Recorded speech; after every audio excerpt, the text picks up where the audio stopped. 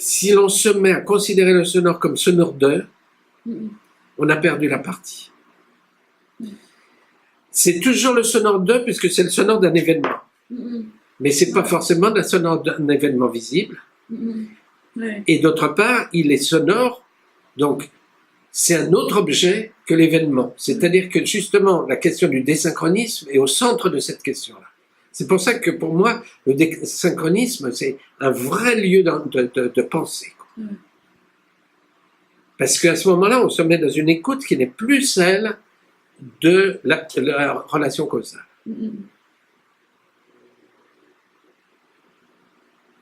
Et donc, à mon sens, il faut se mettre à repenser tout à partir d'autre chose. Et quand je disais que partir du silence, c'est un changement de paradigme, c'est pas pour rien, c'est que pour moi, c'est une des entrées de la question de la pensée du sonore.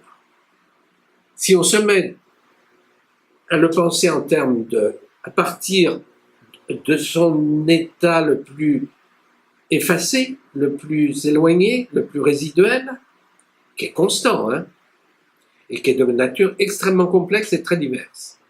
Les silences sont de toute nature, il y en a vraiment des quantités différentes, c'est merveilleux ça.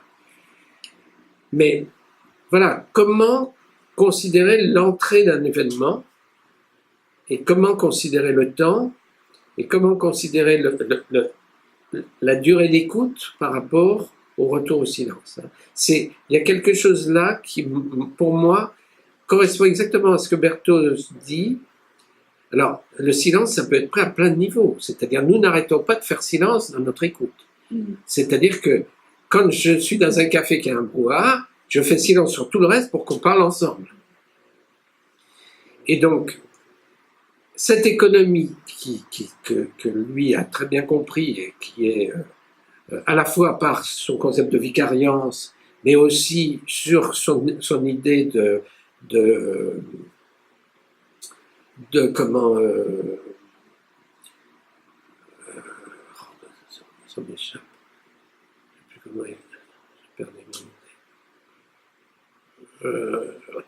En tout cas, il a vu que à la fois on avait des façons de prendre un autre chemin, et on avait dans cette écoute intelligente une faculté, oui, d'organiser notre économie de l'écoute, c'est-à-dire économie qui est l'économie globale de notre être au monde, c'est-à-dire de la simplexité. Voilà. Oui, la simplexité. Voilà. C'est-à-dire de se placer à l'endroit où l'on entendrait le moins possible, on écouterait le moins possible, on regarderait le moins possible, on bougerait le moins possible, on parlerait le moins possible, etc., pour pouvoir continuer de vivre. Et qui est l'élément, bien sûr, moteur et fondamental derrière. Donc moi, ça m'intéresse. Voilà, ça m'intéresse. Beaucoup plus que ce que fait l'ERCA. Moi, je pense que c'est là que ça se passe. Parce que là, il y a quelque chose qui nous fait confirmer ce que l'on a comme intuition déjà. Parce que c'est ça le truc. Eux, tout ce qu'ils ont sorti jusqu'à présent, c'est souvent bien souvent des confirmations de ce qu'on sait déjà. Simplement, on n'en est pas sûr parce qu'on ne sait pas comment dans la tête ça se passe. Mais sinon, il y a bien longtemps qu'on ne met pas un casque à un perchman. Pourquoi? Parce que s'il est au casque, il est déjà en retard.